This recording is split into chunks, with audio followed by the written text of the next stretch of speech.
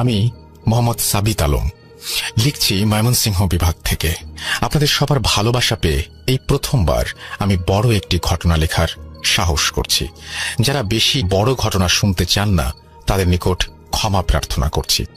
আজকের ঘটনাটি আমি শুনেছি একজন হুজুরের কাছ থেকে। হুজুরের সাথে আমার পরিচয় হয়েছিল একটি মাহফিলে।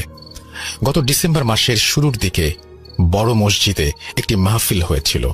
বড় হুজুরের সাথে আমার সম্পর্ক ভালো থাকায় আমি ওনার সাথে মাঝে মাঝেই দেখা করতে যেতাম। সেবার মাহফিল চলছিল, আমার জানা ছিল না, তাই হুজুরের সাথে দেখা করার জন্য আমি অপেক্ষা করছিলাম মসজিদ প্রাঙ্গণে।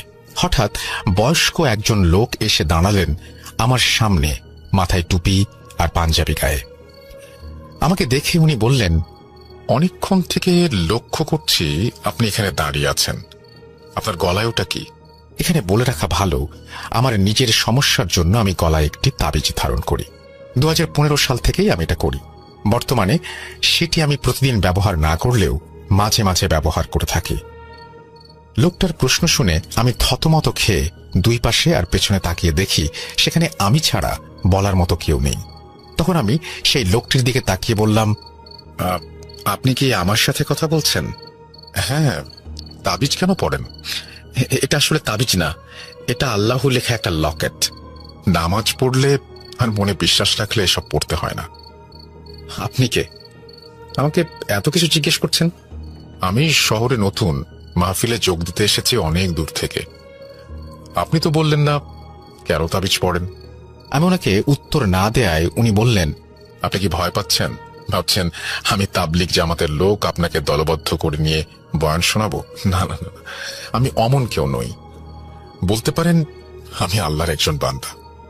আমি ওনাকে বললাম, আপনি শুনে কি করবেন? আমি আপনাকে বিশ্বাস করব কিভাবে? উনি একগাল হেসে বললেন, আরে মসজিদে দাঁড়িয়ে আমি আপনাকে মিথ্যা বলবো? আমার তো জীবন প্রায় শেষ। আমি ওনাকে আর কিছু না বলে মসজিদের বারান্দায় নিয়ে গিয়ে বসি। উনিও আমার সাথে এসে বসেন। একটু পর পর উনি ওনার বুকে হাত দিচ্ছিলেন এমন ভাবে যে মনে হচ্ছিল উনি বুকে ব্যথা পাচ্ছেন। আমি ওনাকে জিজ্ঞেস করলাম, কি হয়েছে আপনার? এমন করছেন কেন? উনি বললেন, জীবন বড় বিচিত্র বাবা। আমি এখান থেকে ওখানে ঘুরে বেড়াই, আমার কোনো পরিবার নেই, বিয়েও করিনি, শেষ বয়সে একাই মরতে হবে। জানতে চাও কেন এমন করছি? আমি আগ্রহ নিয়ে বললাম, জি বলেন। এরপর উনি ওনার ব্যাগ থেকে একটা বাক্স বের করলেন। বাক্স খুঁড়তেই দেখলাম ওটা একটা পানের বাক্স। উনি নিজে একটা পান বানিয়ে খেলেন